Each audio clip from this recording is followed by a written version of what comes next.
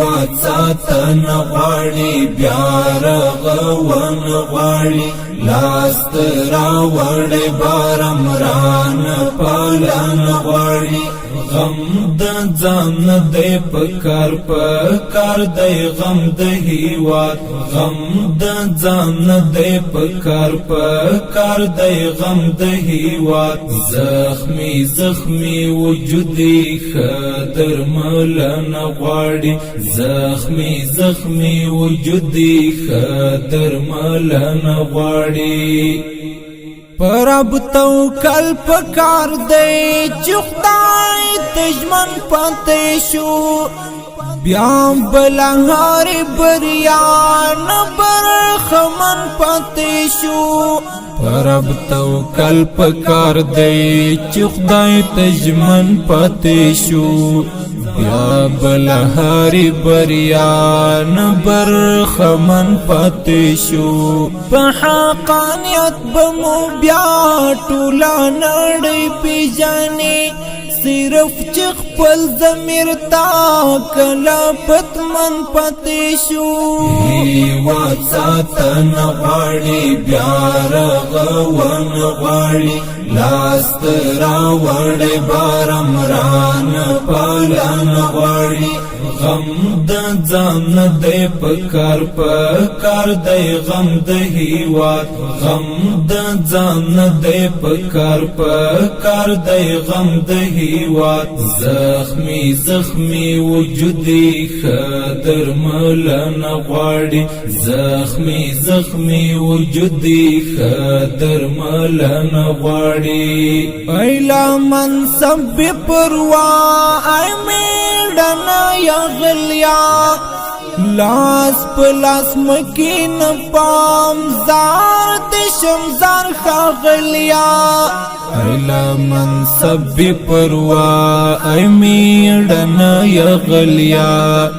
لاس پلاس مکین پام زار دشمزار خاغلیا د بیبي خدیجه خیریه بنسټ نه چې دغه خلکو ته فلحال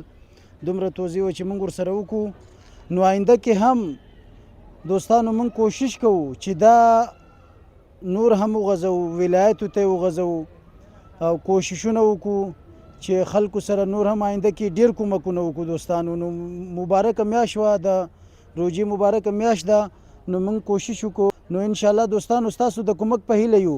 غواړو چې دغه خلکو سره کوم تاسو لاس نیویو ته موږ ضرورت لرو داسې نه وایو چې موږ ته یې راولېږئ دوستانو کوشش وکړئ چې خپل قریه کې خپل علاقه کې خپل ځای کې خپل ولایت کې خپل ولسوالۍ کې چې تاسو ویني یو مسکین دی یو یتیم دی یو فقیر دی یو بابا دی چې هغه ډېر مجبوره دی او مستحق دی چې هغه سره کومک وشي نو مبارکه میاشت د دوستانو راځئ دا لاسونه سره یو کړو او دغه افغانستان چې زموږ ستاسو وطن دی دا ډیر ښکلی وطن دی ډیر ښایسته وطن دی دوستانو الحمدلله چې اوس پکې ډیر ښکلی امنیت هم دی او دا د دغسې مشکلاتو نه موږ راووځو نو انشاءالله چې بیا به هم کومک کوو زه دغه نه ډېر خوشحاله یم چې د غریبانو مسکینانو سره مرستې کوي او بیا داسې خلکو له په لاس ورکوي چې هغو پکې خیانت نه کوي او ډېر ښه شریف خلکو له یې ورکړی دغه د په ښار کې دغه کارټونه موږ ته توضیح کړه موږ ته یې راکړه موږ کراچي وانان یو لاس ګاډي والا یو او دغه مرستې موږ ته په خپل لاس د خلکو وسپارلې او د پروژې نه ډېره غټه دا د موږ باندې حق دی دا د موږ باندې حق دی هغه خلکو ته دعا وکړه چې دا د الله د هغو سره ښه وکړي چې دا مرسته د غریبانو مسکینانو ته رالېږلې او بیا دغه کارټونه دغه شریف خلکو له لاسو کې ورکړي چې دغه مسله دا په دې غریبان توضیح کوي او دا شی ورته ورکوي دغه مواد خو موږ څه وکړو دوستانو موږ یقین په خدای وکړو وصحي بیا هم کوشش کوي زموږ دا بنسټ مشران چې دنه هم ډېر وکړو د خلکو سره کومکونه خو متاسفانه چې فلحال موږ سره بودیجه کمه وه نو وراره ته څه ویل غواړې آینده کې د خلکو نه څه مرسته څه هیله دي نو ستا تا ګوري دا دوستان موږ دا راغلي چې موږ سره کومک کوي موږ غریبانان یو کنه ورکی موږ سره عزت وکړو الله منو الله ډېر عزت ورکړي ډېر موږ سره عزت وکړو ډېر خدای ورکړي موږ سره عزت وکړو الله منو نو دوستانو راځئ کوشش وکړئ چې د دغسې کونډو یتیمانو فقیرانو مسکینانو لاسنیوی وکړئ چې ځکه د دغه خلکو چې موږ زړونه وګټو نو الله رب العالمین به موږ او تاسو نه راضي شي او چې کله الله رب العزت راضي شو نو بیا هیڅ مشکل به موږ او تاسو ته مخې ته نه راځي انشاءالله هیڅ تشویش به نی نو مورې فی الحال خو موږ دغه زموږ د وسې کومک چې د بنسټ نه کم شوی دغه و نو آینده کې ته دغه خلکو نه څه هیله لرې؟ ټول السلام علیکم او بیا ټول احترام لرم چې خدای دې ورسره ښه وکړي دې بر ملکونو کې چې دي د غریبانو سره چې لاس نیوی کوي او د دوی د ماښامې او د پیشنمې په یو ښه کې تېر شي دوی له به الله نور عمر کړي او د نور دین الله وکړي چې موږ سره بیا هم کومک وکړي او تاسو هم خدای ښه وکړي چې د غریبو لاس نیوی مو وکړو د غریبو نظرونه خبر شوي. مورې دا د موږ باندې حق دی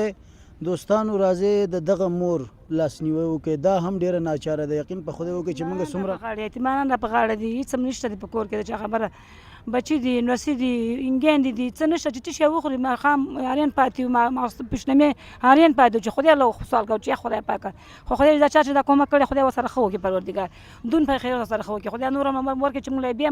مراوړي او تاسو هم الله خو کې تاسو زموږ پښتنه وکړه تاسو سره خو بس مننه خیر اوسې خوشاله اوسې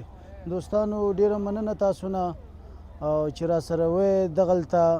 نو دا موږ باندې حق دی دوستانو ځکه موږ وایو چې خدمت دی پر موږ حق دی وطندار او انشاءالله چې دا خدمت به سره کوو. السلام علیکم ورحمت الله وبرکاته.